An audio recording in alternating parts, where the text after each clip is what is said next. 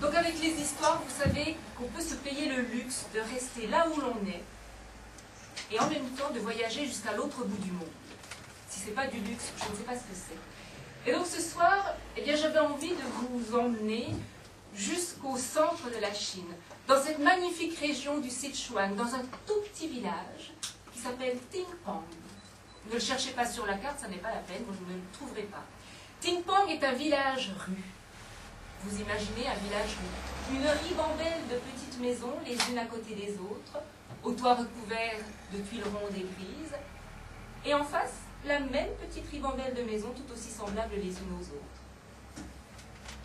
Et dans ce village vivait un mendiant qui ne subsistait que grâce aux quelques poignées de riz qu'on voulait bien lui donner de temps en temps. Et voilà qu'un jour, alors qu'il se trouvait dans l'unique rue de Tingpang, il voit arriver à l'entrée du village un homme richement vêtu. Il porte à ses doigts des diamants, des émeraudes, des rubis. Et cet homme est assis dans un palanquin tout recouvert d'or. À n'en pas douter, habillé comme il l'est, cet homme ne peut être qu'un roi ou un empereur. Mais ça n'est pas l'empereur de Chine. Non, ça, le mendiant l'a déjà rencontré, l'empereur de Chine. Non, il le reconnaîtrait. Non, cet homme est un inconnu, un étranger.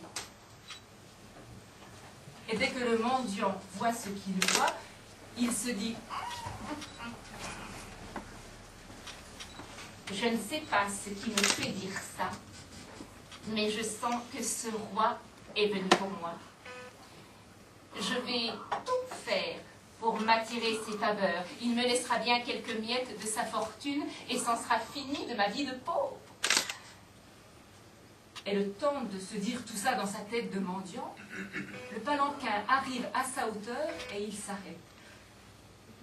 Aussitôt le mendiant se prosterne, il s'agenouille, le nez dans la poussière pendant plusieurs secondes, après quoi il se relève, la tête toujours bien basse, mais la main haute pour recevoir.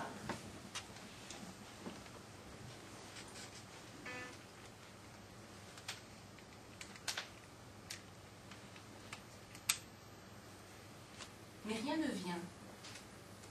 Rien ne tombe dans la main du mendiant.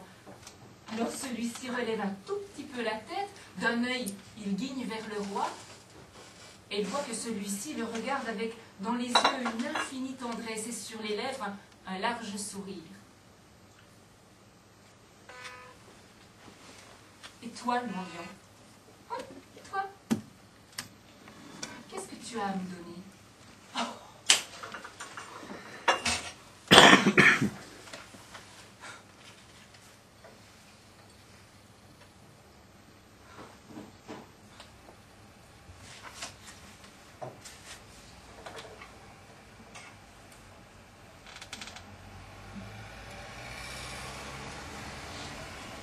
Sous le regard assistant du roi, le mendiant finit par plonger la main dans son sac, dans lequel il y avait 3-4 poignées de riz, et de tout ce riz, il sort un grain. Un tout petit grain de riz qu'il dépose rapidement dans le creux de la main du roi. Celui-ci aussitôt la retire, et les 4 porteurs se remettent en route, emportant avec eux le roi, son palanquin, ses bijoux, ses soieries et tout son or. Le soir venu, comme d'habitude, le mendiant rentre dans sa cahute de bambou. Et comme d'habitude, il verse le contenu de son sac sur sa petite table. En regardant s'écouler les petits grains de riz, là, il aperçoit un petit quelque chose qui n'est pas comme le reste. Alors il étale cette petite montagne de riz et il découvre là, au milieu des petits grains de riz tout blancs, il découvre un grain, un seul et tout petit grain de riz, mais un grain de riz en or. Tout le reste de sa